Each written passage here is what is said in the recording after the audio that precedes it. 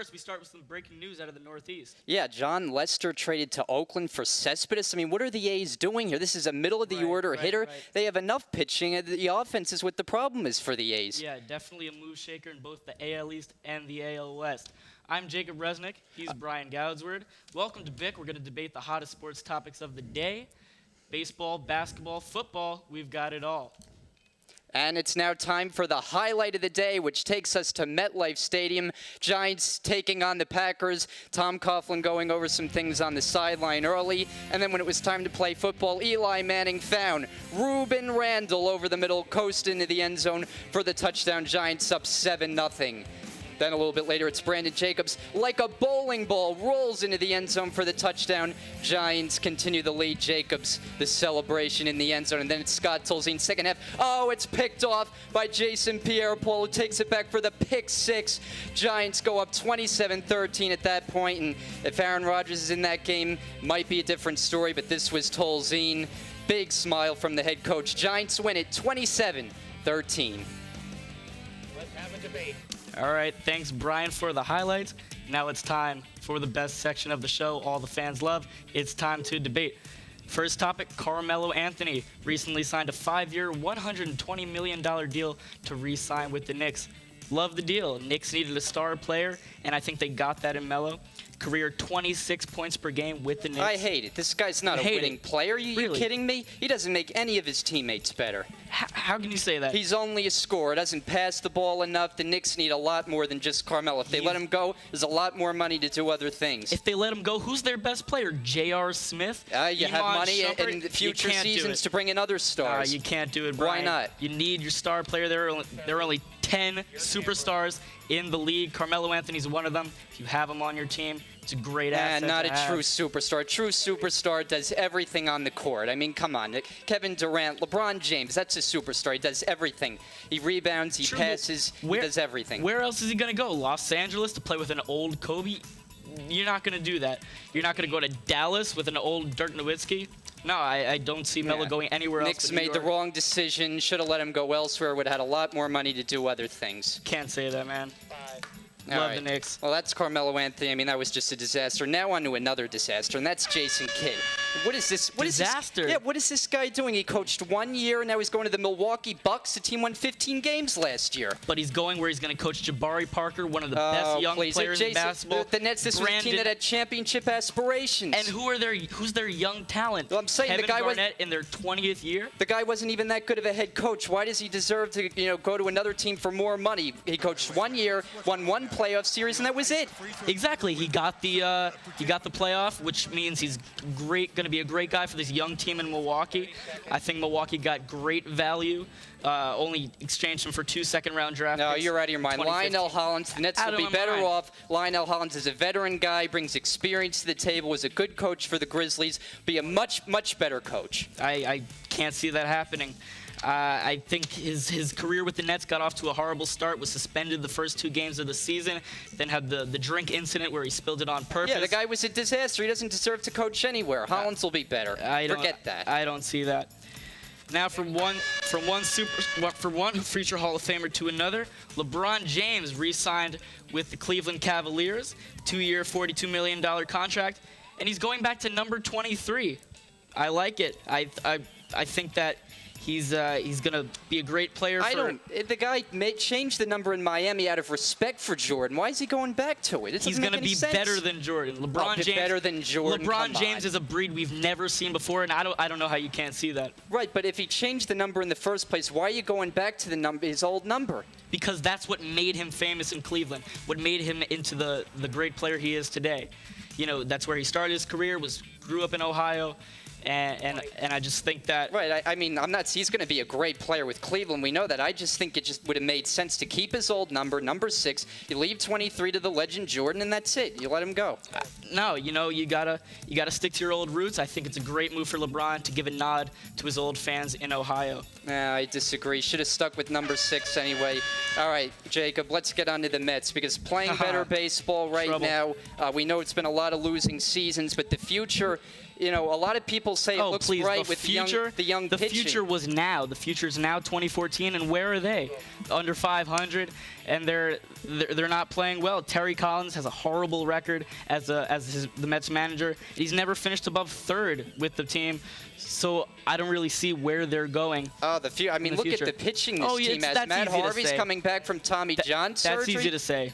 I mean, look at all this pitching they have. Their pitching right now is great without their best guy. It's all in the head, Brian. Oh, come on. This team, so you think they're going to have another losing season next year? Of course.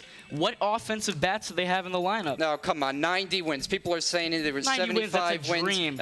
Big jump next year. Harvey comes back. You make a couple of moves. Big things coming. No, I can't see it. I think it's more cellar dwelling for the Mets.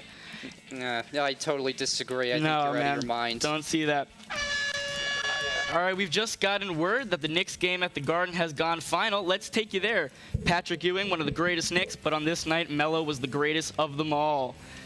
You see him here first quarter, driving past his defender, slams it home with one hand. He had 20 in the first quarter. Now sizes up Anthony Tolliver. Oh, Melo is so good. 17 more in the second quarter, but before the buzzer sounded, from half court, could it go? It can. 67-46 the score at the half. In the third quarter, would Melo let up? He would not. Drilling the three right here. His teammates love it. Timmy Jr. and J.R. Smith going crazy. Now here's Melo, pass from Hardaway, literally walking his way into history. Remember, the Knicks scoring record is 60 from Bernard King. Now here's Melo, drives baseline, kisses it off the glass. It rolls in. 62 points. That's a Knicks record. Final score, 125-96. Knicks win over the Bobcats. What a night for Carmelo Anthony. Any Met fan can tell you that the last 5 years of Mets baseball has been brutal. These 5 years, of course, followed consecutive collapses in which they blew division leads to miss the playoffs. At the helm for the last 4 of these years has been manager Terry Collins. While some fans recognize that he's been dealt a bad hand, the majority are quick to criticize and clamor for his firing. Please blame the Wilpons. After all, they own the team. Blame the person who's in charge of bringing in the players, Sandy Alderson. Blame the new ballpark for the reason they can't hit. But don't blame Terry Collins. You know what you need to win at this level? Good players. While Collins has been the manager, the talent on this roster has been subpar. I got it. So you all want him fired, and who do you want to bring in? A manager is not a miracle worker. Are some better than others? Absolutely.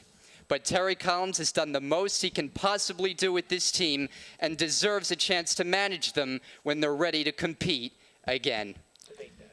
I really don't see what you're saying here. Terry Collins, he's been here since 2011, and he's done nothing. Like I said earlier, you know, he's never finished above third, in fourth place again this year. It's another rough season for Mets fans. So I really don't see where you're going with this.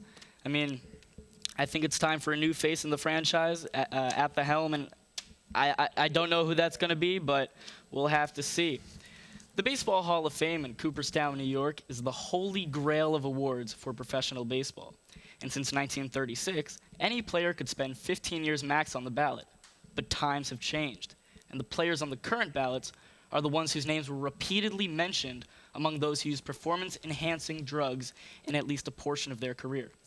This week, the Hall's board of directors has changed the rules regarding how many years a player may remain on the voting ballot.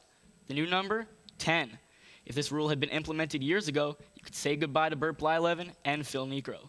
There's only one explanation for the rule change, and they've made their point: steroids. The Hall doesn't want a plaque displaying Barry Bonds' name in their halls. They don't want one with Roger Clemens' name, and I don't either. This limits the number of chances these cheaters have to get into this holy grail. Good job, Cooperstown, on your Hall of Fame decision. Well, I don't really agree with that. I mean, I just think reducing the number of years, I don't think it makes a whole lot of sense. I mean, if a guy's a Hall of Famer, isn't he a Hall of Famer on the first year? I mean, to me, it doesn't make sense.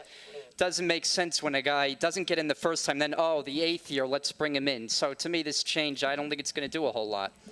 Can't bring Barry Bonds in. The MLB trade deadline has been quite busy. We talked about it earlier with Lester on his way to Oakland for Yoenis Cespedes, but they also traded John Lackey to the Cardinals today for a couple of players.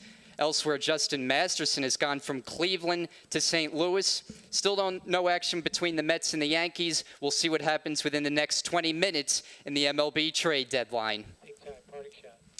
All right. Have you heard about this guy, Donald Sterling, former owner of the Clippers? You know, he's made some horrible remarks in the media, caught on tape. And it was just announced that his wife, Shelly Sterling, can go ahead with the sale of the Clippers to former Microsoft CEO Steve Ballmer. Why did it take so long? Brian? That does it for us. Thanks, everyone, for watching. This has been The BIC with Jacob Resnick and Brian Goudsward. We'll see you next time, everyone. Have a great night. I never know what he's saying. Carmelo Anthony, you kidding me? Are you kidding? Really? Mello?